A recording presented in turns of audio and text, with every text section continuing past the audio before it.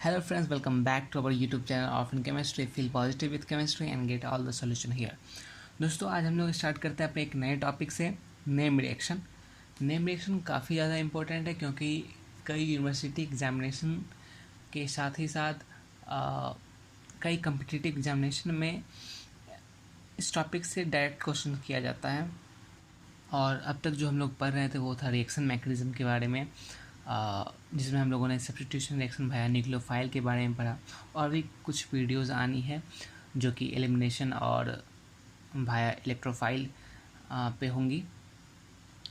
तो वैसे व्यूअर्स जो अभी अभी हमसे जुड़ रहे हैं वो हमारे रिएक्शन मैकेनिज्म की वीडियो सीरीज़ को ज़रूर देखें, जिसका लिंक आपको वीडियो के डिस्क्रिप्शन में मिल जाएगा।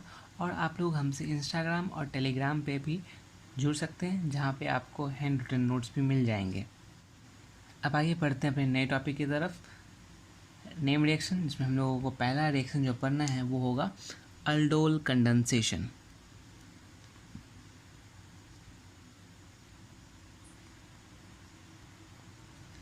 अल्डोल कंडेंसेशन अल्डोल कंडेंसेशन ये जो टर्मिनोलॉजी है वो उसको समझने की कोशिश करते हैं हम लोग। तो अल्डोल जो शब्द है वो दो वर्ड से मिलकर बना हुआ है, एल्डिहाइड और एल्कोहल। एल्डोल में जो ALD है वो एल्डिहाइड से लिया गया है और OL जो है वो एल्कोहल से लिया गया है, ठीक है।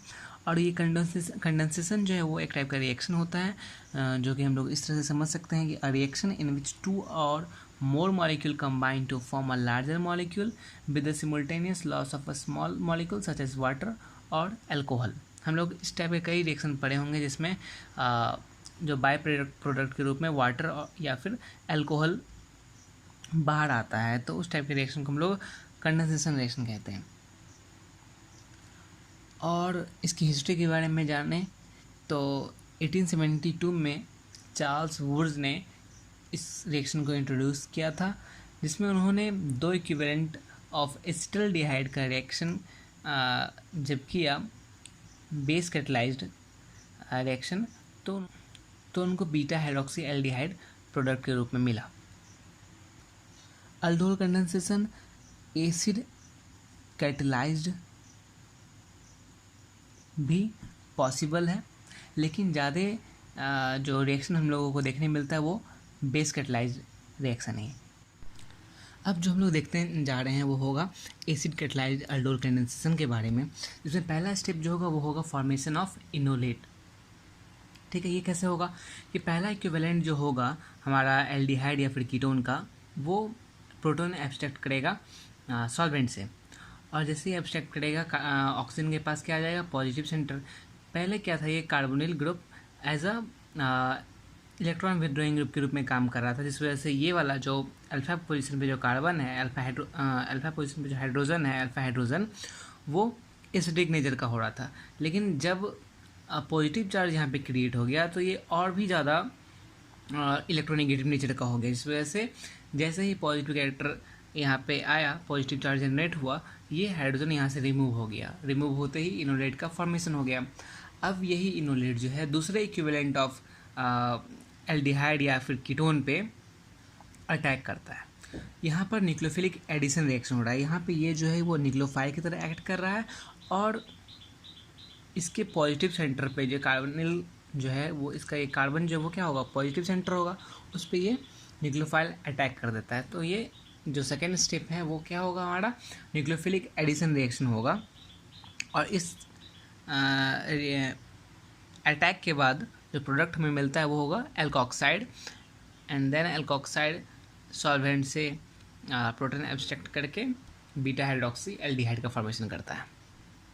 अब हम लोग बढ़ते हैं बेस कैटलाइज्ड अल्डोल कंडेंसेशन के बारे में।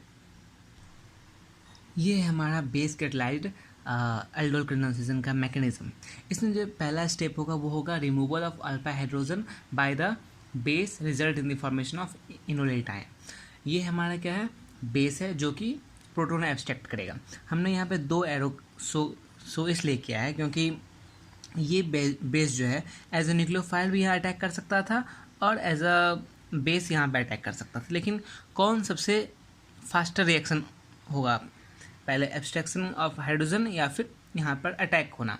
हम लोग जानते हैं कि एसिड बेस रिएक्शन जो होता है वो सबसे फास्ट होता है, इस वजह से ये बेस जो है इस प्रोटॉन को एब्स्ट्रैक्ट करेगा, ना कि यहाँ पे अटैक करेगा।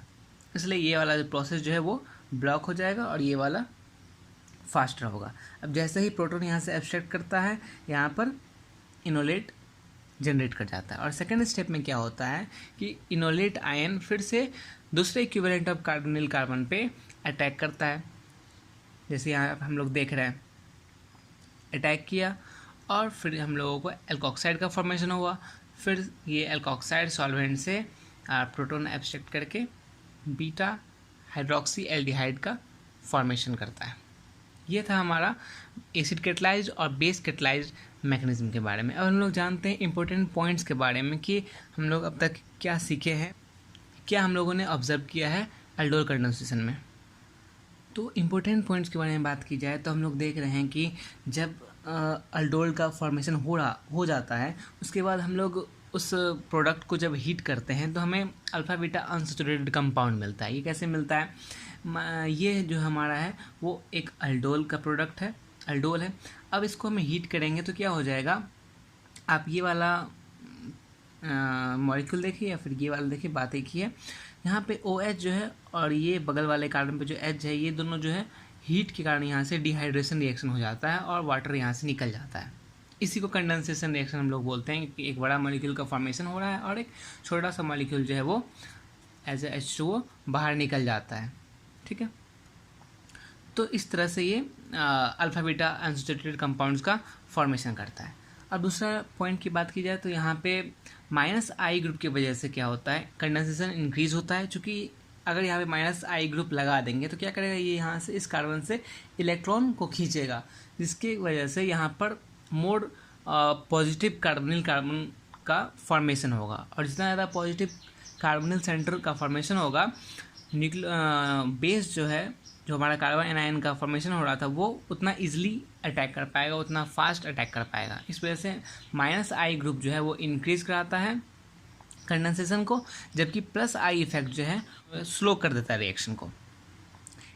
अब हम लोग बात करते हैं तीसरा पॉइंट के बारे में, जो कहता है कि this reaction is favourable for aldehyde but much less for ketones. ऐसा क्यों? जबकि हम लोग कार्बोनिल्स के बारे में बात कर रहे हैं तो इसमें एल्डिहाइड और कीटोन दोनों आता है, तो एक फेवरेबल और एक लेस फेवरेबल कैसे? तो हम लोग यहाँ देख रहे हैं कि यहाँ जो CH2 है वो इलेक्ट्रॉन डोनेटिंग ग्रुप है, इस कार्बोनिल सेंटर को ये इलेक्ट्रॉन दे रहा है।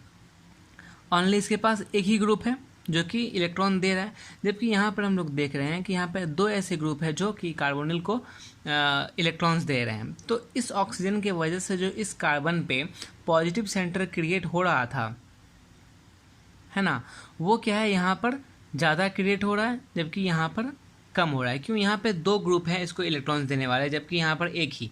तो इसके पास अब भी बहुत ज़्यादा पॉजिटिव चार्ज है। जितना ज़्यादा पॉजिटिव चार्ज होगा कार्बन आयन उतना इजीली अटैक कर पाएगा। और दूसरी बात स्टेरिक हिंड्रेंस के बारे में, यहाँ पर हाइड्रोजन जो वो एक छोटा ग्रुप है और यहाँ पर दोनों एक बड़ा बड़ा ग्रुप जुड़ा हुआ है, जिस वजह से जो है कार्बन आयन जो है वो स्टेरिकली हिंडर्ड फील करेगा और इस वजह से ये लेस फेवरेबल होता है, जबकि ये मच फेवरेबल होता है और फास्टर रिएक्शन ये शो करता है, जबकि ये स्लोअर। अगला पॉइंट जो है वो अल्डोल कंडेंसेशन रिएक्शन में वो क्या होगा, हम लोग जो बेस लेते हैं वो हम लोग स्ट्रॉन्ग एल्कली लेते हैं एक्सेप्ट हाइड्रोक्साइड। हाइड्रोक्साइड हम लोग क्यों नहीं लेते हैं? क्योंकि ये कार्बन आयन का जो फॉर्मेशन करता है वो उतना अच्छा अमाउंट में कार्बन आयन का फॉर्मेशन नहीं कर पाता, इस वजह से इसको हम लोग नहीं लेते हैं। बाकी जो स्ट्रॉन्ग बेस हैं वो हम लोग इस रिएक्शन में यूज़ करते हैं।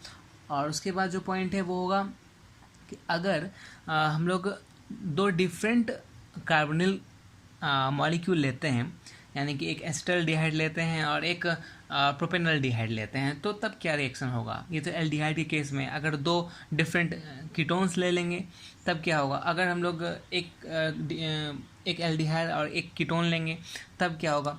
तो इस टाइप के रिएक्शन को, जहाँ पर 2 डिफरेंट कार्बोनिल्स का रिएक्शन करते हैं आपस में, उसको हम लोग कहते हैं क्रॉस्ड एल्डोल कंडेंसेशन। और ये 3 टाइप के हो सकते हैं।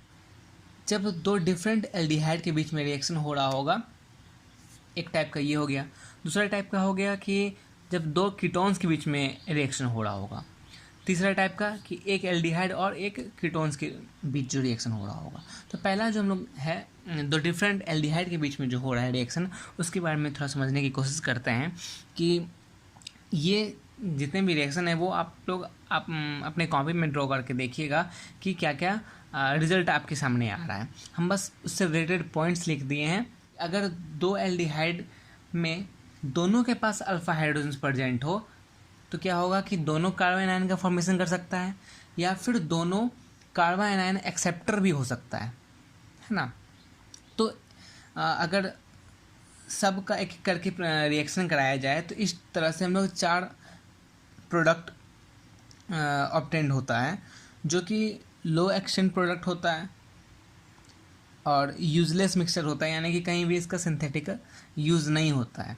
तो ये था हमारा 2 डिफरेंट एल्डिहाइड्स के लिए।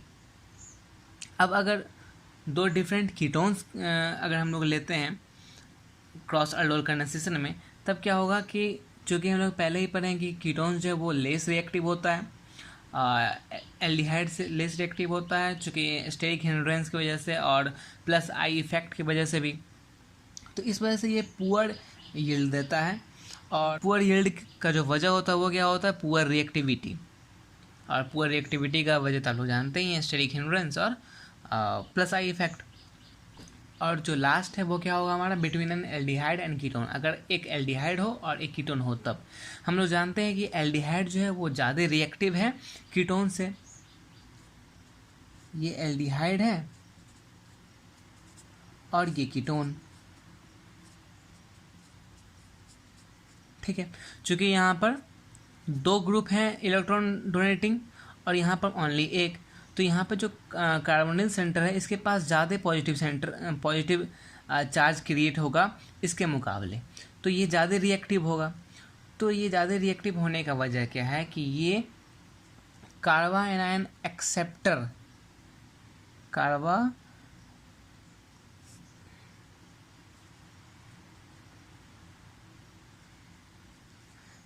आयन एक्सेप्टर के रूप में काम करेगा। ये कार्बन आयन एक्सेप्टर के रूप में काम करेगा, जबकि ये जो है हमारा इनोलेट का फॉर्मेशन करेगा, ठीक है। ये था हमारा एल्डिहाइड एंड कीटोन्स के बारे में। तो अगर आपको ये वीडियो अच्छा लगा होगा तो लाइक कीजिए और शेयर कीजिए अपने दोस्तों के बीच में, और अब तक आपने सब्सक्राइब नहीं किया है तो सब्सक्राइब भी कर लीजिए। Thank you.